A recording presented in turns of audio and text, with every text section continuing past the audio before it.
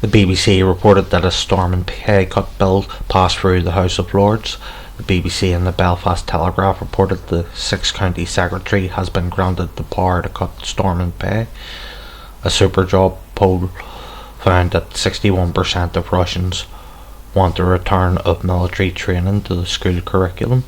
The Telegraph reported that Arlene Foster said the English may say good riddance to the Scots if India ref calls persist. And Nancy Pelosi stock tracker reported that the Pentagon failed its fifth audit in a row. The Pentagon failed to account for 61% of its $3.5 trillion in assets. Al Jazeera reported that the Sana state has killed over 207 Palestinians in 2022. Forbes reported that Washington's oil price cap won't work and Vladimir Putin knows it. When the G7, EU and Australia capped Russian oil at $60 a barrel, the market price of Russian oil went from $60 a barrel to $79 a barrel. There is nothing to stop the United States and China ban Russian oil and selling it on to Europe for a profit. Ukraine attacked Jaglievo and Engels 2 air bases in Russia, which are part of Russia's strategic air defense. Thus they contain nuclear deterrence.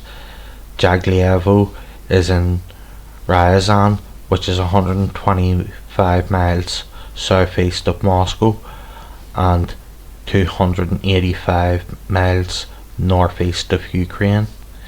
Engels 2 is in Saratov, which is 372 miles east of Ukraine.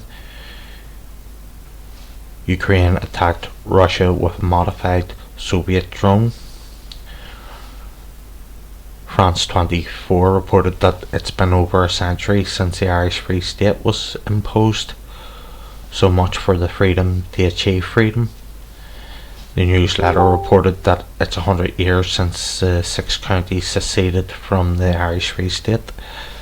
The Irish News reported that Relatives for Justice condemned the British government of amnesty for war criminals in the British Armed Forces. The Irish Times reported that Manx Gaelic revival is a model for Ireland and the Irish language. The Hill, Fox News, Daily Wire reported that the House Democrats will join House Republicans in repealing the military vaccine mandate as part of a defence bill.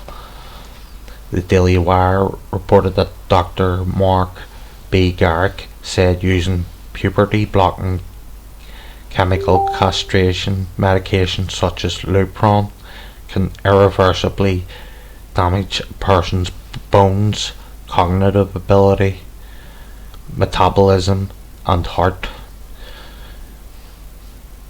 The newsletter reported that there were 12 punishment attacks in the six counties during the last year. The Belfast Telegraph reported that 150 RUC officers are being investigated for crimes and that 100 RUC officers have been disciplined in the last 3 years. David Sirota pointed out that the Democrats used a 1926 law to break a strike. The Senate voted 52 to 43 to deny real workers paid sick leave.